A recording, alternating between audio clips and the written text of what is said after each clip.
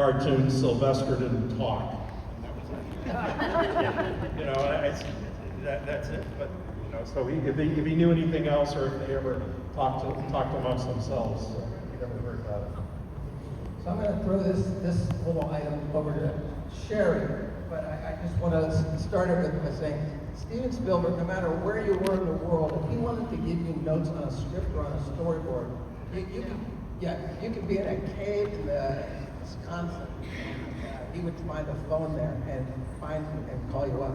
And I was on vacation. I remember it was like 6 a.m. in the morning, but he was on the East Coast, 9 a.m. And so he calls me, and I'm like, what? And I didn't.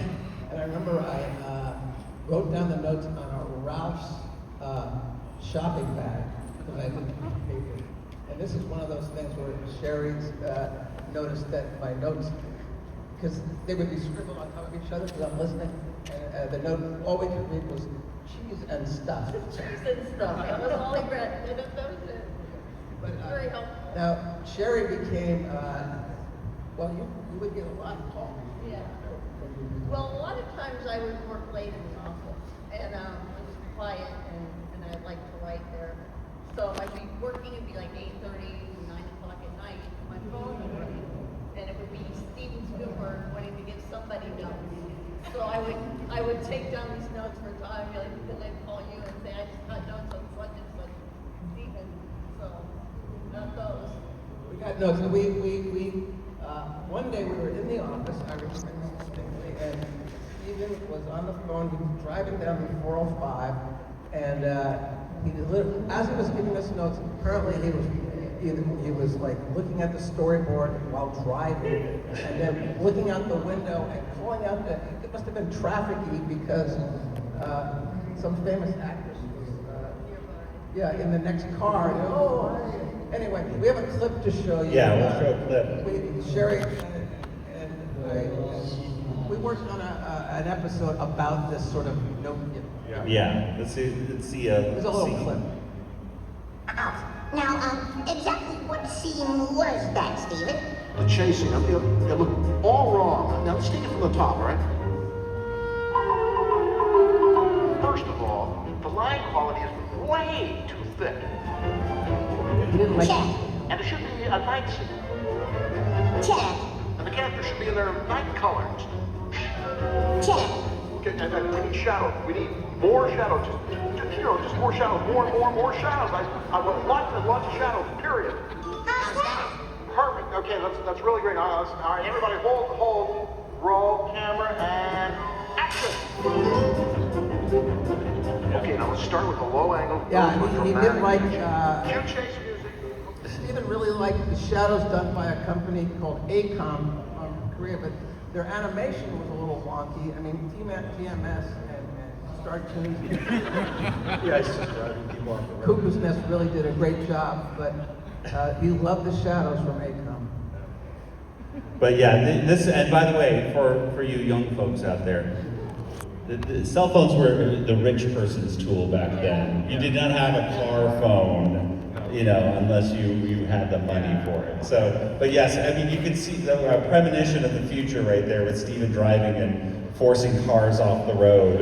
And but all the things of like him, hi Michelle or something, I gotta go, Carrie Fisher's online too, I gotta go. It was Michelle Lee was in the next car.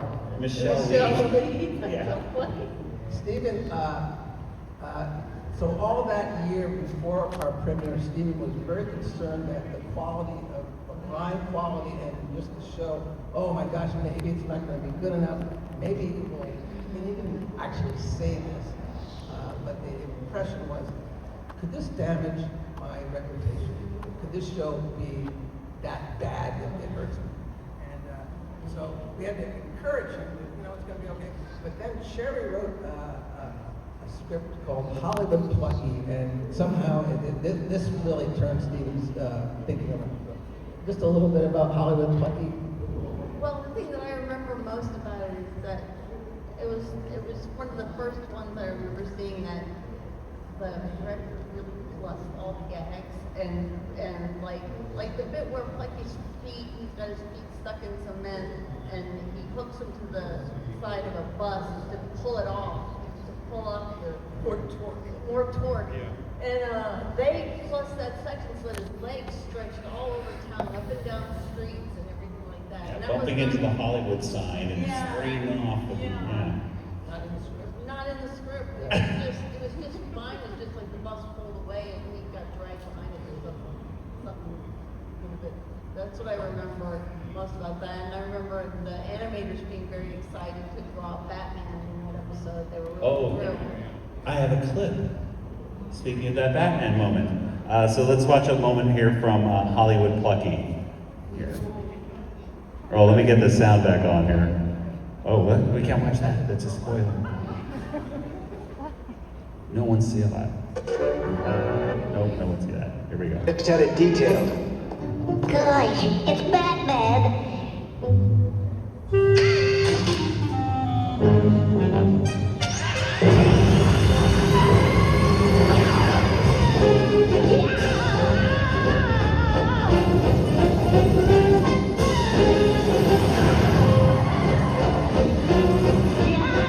Oh, you stop this thing.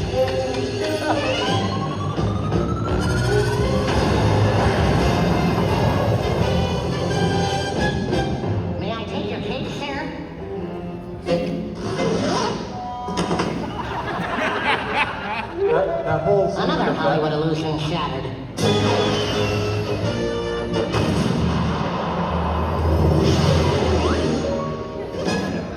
So yeah.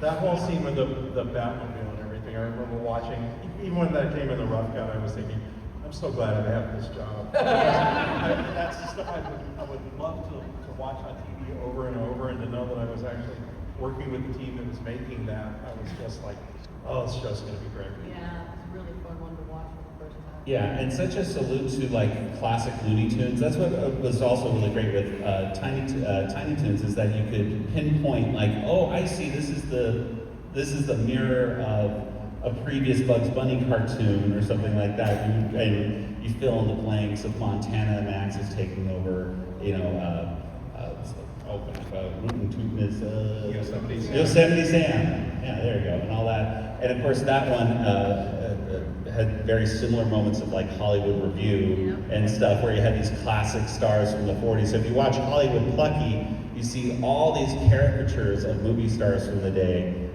beautifully animated by TMS, who did the detail, like right there, the detail of the Batmobile was just fantastic right there. So great scene.